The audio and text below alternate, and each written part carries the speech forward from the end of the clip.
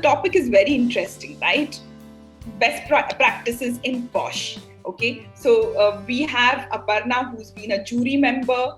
We have Kanishka, who comes from law background. Dharani, of course, comes from law background, but to top it, he comes from an organization which has been winning best workplace for women. Right? So what is it that makes it a best workplace for women? Of course, prevention of sexual harassment should be topping it. PoSH as such, I don't see it as just a statutory compliance. I think it's much more than that. It is a change of mindset. It is about how we want to be in our lives. What kind of corporate character does a company aim to have? Taking forward what just Dharani said, that it's actually change of the mindset, and it's legislation which is directly linked to your socio-economic changes, because it's just not about protection but also making sure that women earn enough to take care of themselves. And I think one of the best practices I feel is prevention, because as we know that prevention is better than cure. The legislation talks about if sexual harassment happens, then what could be done and what is the redressal mechanism and all, but I believe it is directly linked with the mental health of your employees as well, right?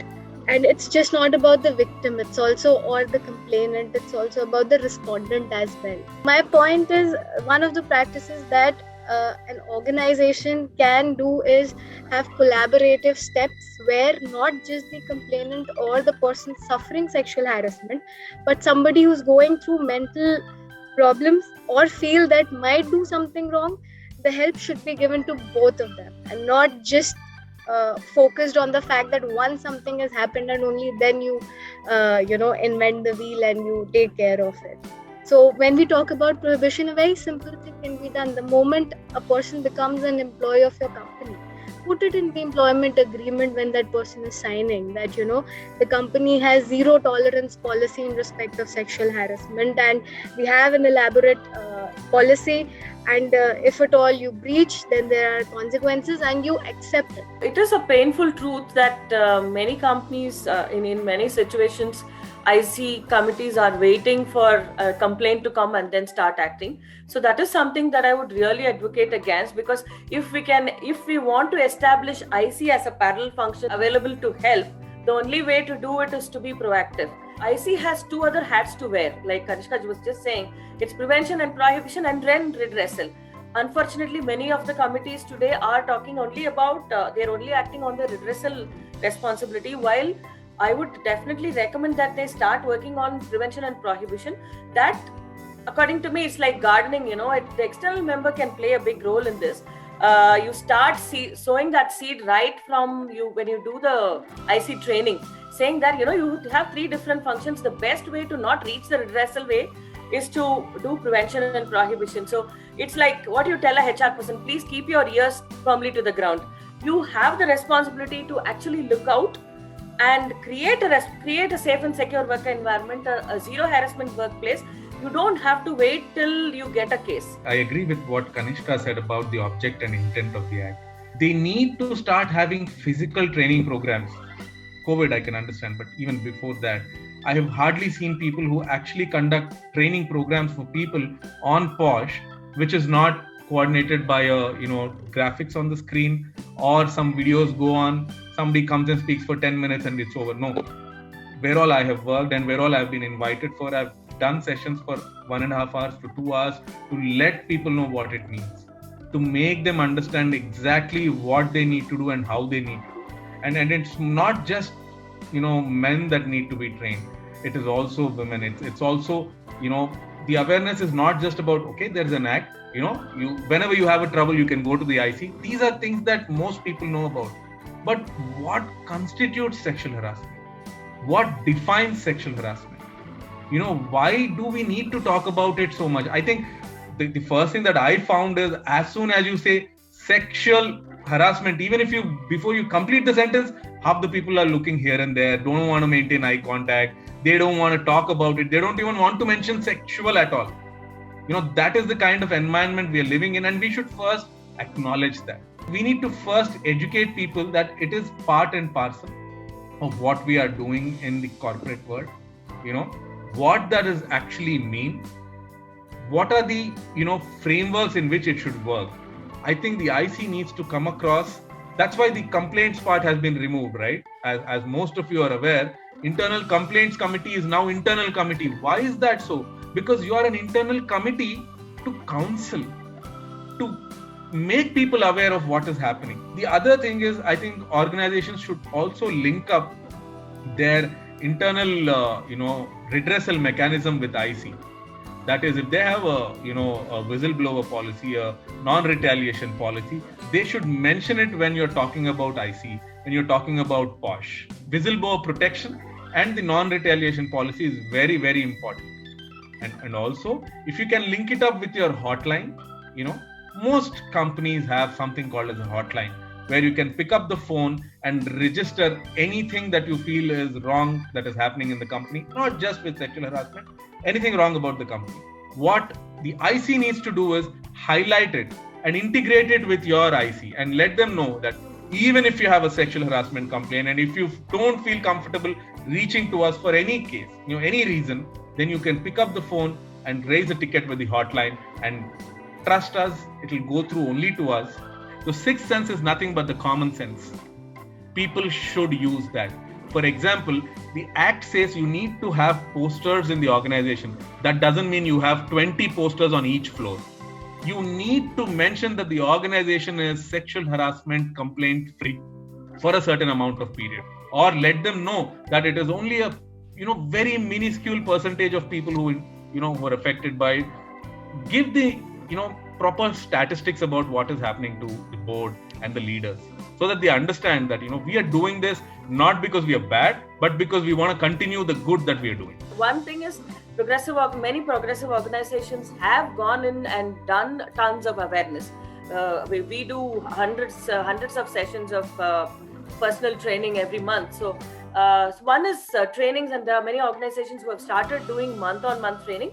And whether you like it or not, my personal opinion, I may be right or wrong, but my personal opinion, the Me Too movement actually helped, because it kind of took that topic to, it became a household topic suddenly, because all your stars, the people who you put on a pedestal, and you were you were worshipping literally all this year, suddenly you see them being either sexually harassed or being on the other side. So it kind of suddenly became a household topic. In the diversity and inclusion program, what they do is they try to, I think one of you, Kanishka or Aparna, was mentioning about it, the pay divide and the, gender gap that exists in the organization in general. A healthy organization is one which has a very, very neutral gender approach towards, and it starts from the time of recruitment. There are organizations like us, most organizations who are, very conscious about it, don't even ask people their age or what they're paid or, what the background is, because there's something called as unconscious bias. What Aparna was mentioning comes from there, oh my God, if I recruit a woman, probably I'll have, problems with IC, with PoSH, with fraternity. Why should I do that? That's an unconscious bias. And even women leaders who are recruiting team members have that, not just men. And we should break that unconscious bias. Code of conduct for every company apart from the IC and all that. Correct. Generally, when there is any borderline case, what I do and what I would recommend everybody to do is see if this violates the code of conduct, and it absolutely does. There is no two ways about it. If I have to just read it based on the prima facie points which Aparna just mentioned, I think it is there. So if you look at code of conduct, there is always a redressal mechanism for code of conduct as well, where the HR head, the legal head, the managing director, or there are some people in the company from across, and that panel, disciplinary panel, takes action. Either way, having a person who's committed something like that with evidence is totally not acceptable. One way or the other, that person shouldn't be with you. Basic rule, Smita, is not to have the company lawyer on the IC because it defeats the purpose. Now, I am not there on the IC. My team members, nobody will be there on the IC. We'll be there to support them in terms of interpretation, in terms of training, but that's it. Because I am a company lawyer, I will have to speak on behalf of the company. How can I speak on behalf of the employee too? conflict of interest, right? Classic case. Correct. You need to include in your employee agreement not just the sexual harassment. It's generally there in most employee agreements. But what you need to mention is if there is any gross violation of any of the policies of the organization, then the termination is immediate, without convenience, without any cause, and without reason. You can ask that person to leave at the same minute. You cannot allow an innocent person to be, pinned to the wall. That cannot happen at all. You need to be very, very mindful of the fact that there are women, there are men in the organization who would raise complaints against the best of people just to get back at something. Have it as a part of your policy. Whenever an employee is terminated or separated because of disciplinary grounds, that letter and that case should go into the personal files and be brought up at each appraisal if they are still continuing in the organization. Otherwise, the talent attraction team or the recruiter team should be handed this and say, no rehire. And when a background verification comes, please let them know that there was a disciplinary proceeding. We can't give you details, but yes, there was a disciplinary action taken. A best practice would be to also focus on managers on a periodic basis, because in spite of how many hour training, promotions you do, people still go to their immediate reporting manager with their issue. Still, this is a preventive and prohibitive act. This is not like, you cannot become a Sherlock Holmes or a, CID or something and start doing everything on your own. The ICs do not have that capability. Nobody gives you that much leeway to go ahead. So the first and foremost thing that every organization should do is have a really good policy. How you draft your internal sexual harassment policy and how you draft your guides or your rules of execution. What do you do? What does the IC do if they find someone guilty? Where do they go? How does the execution happen of the decision? These are things where people don't talk. I think those should be drafted down. Those should be mentioned clearly. And the leadership should be made a part of the IC awareness program. The recall value and also incentivizing people for that.